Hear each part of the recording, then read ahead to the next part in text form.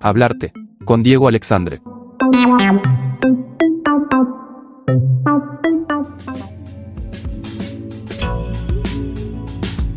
Hola, hola, qué alegría de estar nuevamente un viernes más en esto que nos apasiona y que hemos decidido llamar Hablarte en Radio Ateneo, junto a Daniel y junto a Santiago. Y en los últimos dos programas, y además hemos recibido mensajes de lo interesante que les ha parecido que habláramos de Goya. En el primer segmento habíamos hablado de las pinturas negras de Goya, y en el segundo habíamos específicamente hablado de una de sus obras, de las 14 obras que fueron traspasadas al lienzo, de El perro de Goya, o El perro semi-hundido de Goya, así se llamó la obra, contando un poco los anécdotas de esa pintura y el misterio que la rodeaba. Pero la vida de Goya continuó con muchos misterios, inclusive después de haber fallecido.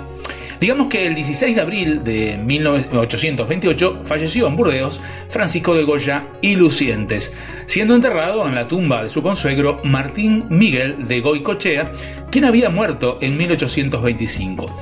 La figura clave en el inicio de esta historia fue el cónsul español de Burdeos, Joaquín Pereira, en 1880.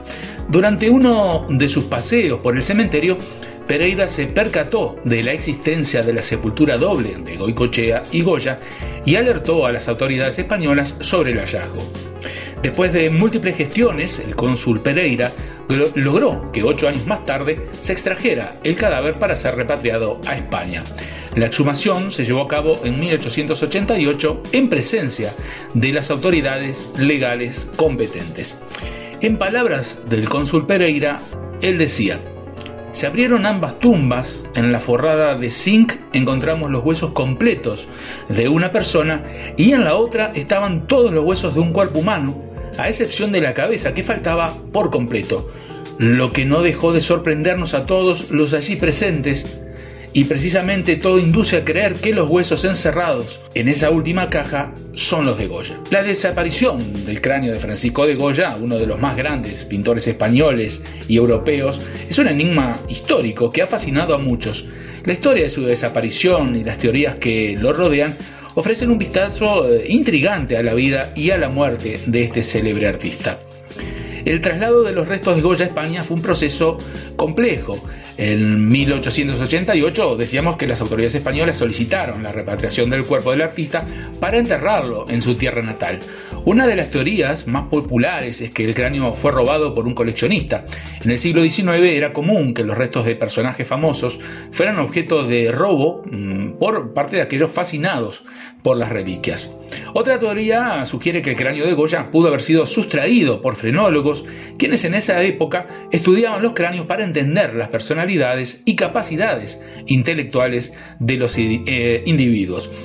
También se ha especulado que el cráneo pudo haberse perdido durante el proceso de exhumación y el traslado, aunque esta teoría es menos aceptada debido a la meticulosidad con la que se suelen manejar estos procedimientos. La desaparición del cráneo de Goya no solo es un misterio histórico, sino también que ha inspirado numerosas obras de ficción y estudios académicos. La idea de que parte de los restos de un genio del arte esté perdido añade una capa de mito a su legado. El paradero del cráneo de Francisco de Goya sigue siendo un misterio sin resolver.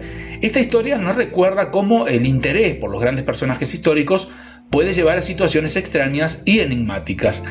Aunque no sepamos con certeza qué ocurrió, la desaparición del cráneo de Goya sigue capturando la imaginación de historiadores, artistas y aficionados a los misterios.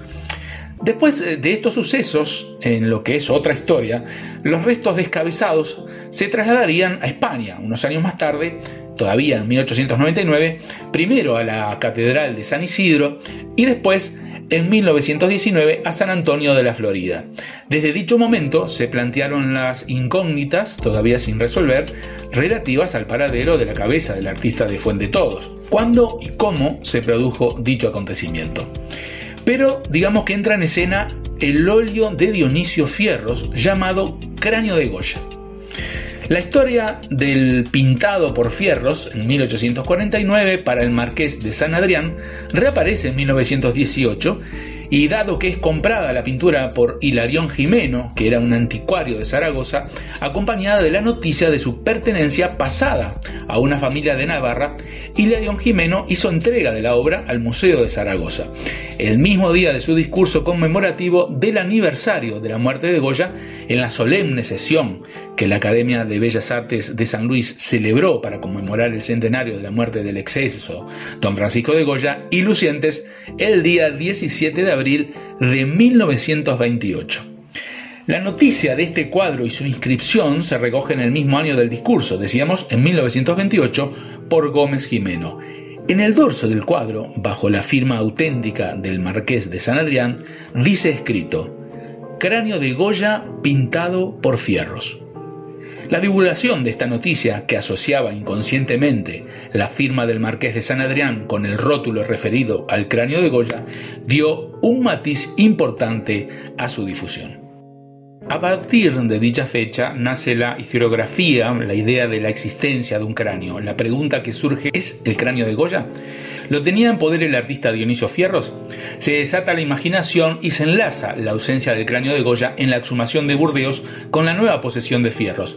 Se reúnen noticias de la familia del pintor, la viuda, un sobrino, un nieto, todas ellas relativas a la existencia en el estudio de Fierros de un cráneo que tuvo una azarosa vida en manos de un hijo del propio Fierros, estudiante de medicina, que trasladó a Salamanca urdiéndose en torno a la calavera determinadas noticias más o menos disparatadas, según las cuales fue sometido a diversos experimentos que terminaron descomponiendo en partes el cráneo original, vicisitudes recogidas y noveladas por diversos escritores, entre ellos Vicente Muñoz Puelles.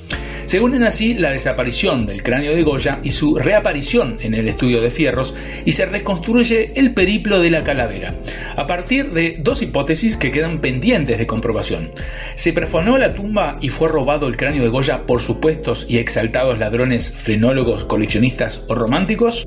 ¿Fue por el contrario el propio Goya el que hizo donativo en vida de su cabeza a través de su amigo el doctor Jules Larange, con destino a un estudio frenológico que pudo llevarse a cabo inicialmente en el asilo de San Juan de Burdeos y después en la Facultad de Medicina de París? Y en todo caso, ¿cómo y por qué llegó el cráneo de Goya precisamente a manos del pintor Fierros? Nada se sabe a ciencia cierta, y con la documentación en mano, fuera de las especulaciones y fabulaciones tejidas en torno al cráneo de Goya, por supuestos amigos del artista, el psiquiatra Bernard Antoniel, ciertos testimonios no documentados de testigos del entierro, Gustave Labat, una tal señora Brugada, determinados biógrafos de Goya, Antonina Valentín, y un largo etcétera de personajes cuyas noticias vuelan por las redes sociales y los medios de difusión, incluidos los embustes que vinculan extraños hallazgos del cráneo de Goya en el Museo Flaubert y de Historia de la Medicina de Rouen. La conclusión es que todo está pendiente de una comprobación rigurosa y clara que deja por el momento la puerta abierta a la imaginación y a la literatura creativa. El cráneo perdido de Goya y la pintura de Dionisio Fierros están intrínsecamente vinculadas a la rica y compleja narrativa que rodean al célebre pintor.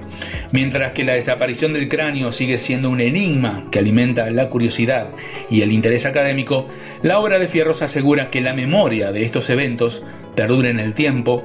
Juntos, estos elementos subrayan la continua relevancia de Goya y el impacto duradero de su vida y obra en la cultura y el arte.